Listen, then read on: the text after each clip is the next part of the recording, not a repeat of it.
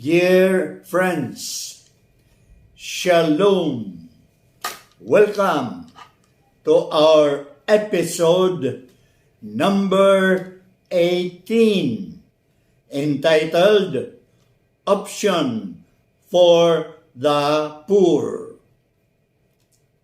There is a universal call of Christian faith addressed to all people.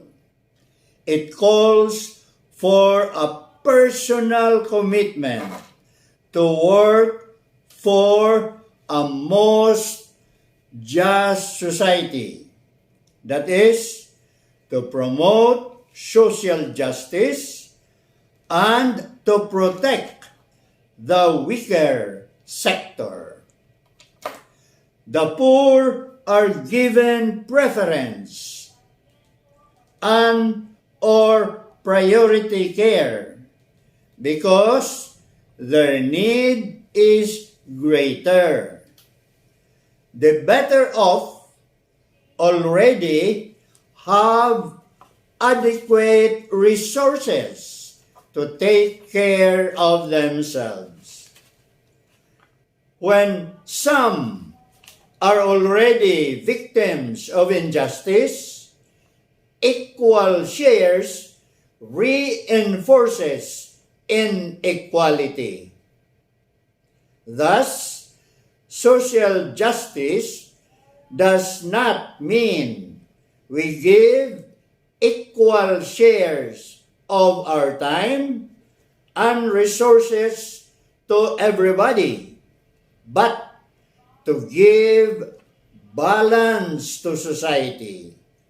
And to maintain this balance, the poor comes first. Sad to say, this may evoke strong reactions due to the following reasons. First, reluctance of privileged groups to give up their unfair privileges. Second, misunderstanding and or failure to grasp the notion of structural injustice. That is, not rejection of wealthy people, but primarily to develop just structures. It may be helpful to summarize the different aspects of the option for the poor made by Jesus himself. 1. He challenged oppressive religious practices. Second, he called into question the assumption of political rulers that their power entitled them to impose their will on others. And he insisted that when his followers exercise authority, they should see themselves as servants rather than lords. Third, he refused to abide by traditions which led respectable Jews to despise certain categories of people, for instance, the Samaritans.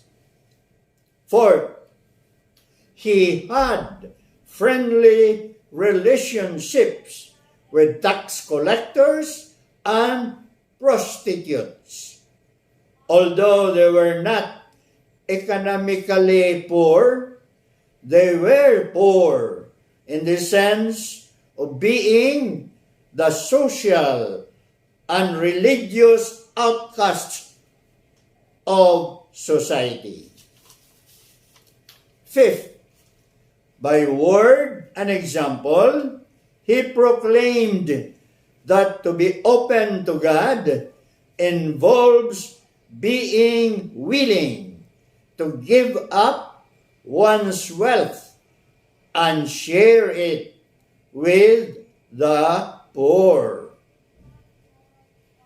To be noted is that everybody is asked to make the option for the poor because it is part of our baptismal task to help build up God's kingdom on earth.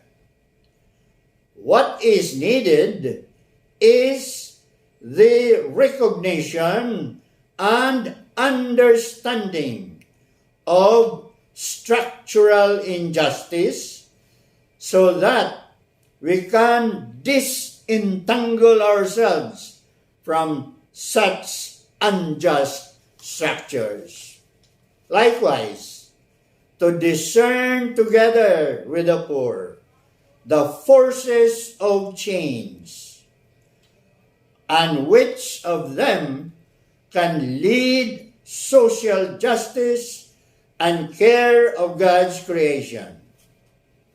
The poor may not trust us or immediately unless we share their life to some extent so that they may someday trust themselves and others similarly situated so that they can recognize their own talents, the gifts of others, and begin to take responsibility for their lives and grow as a caring community. Thanks for listening. Shalom.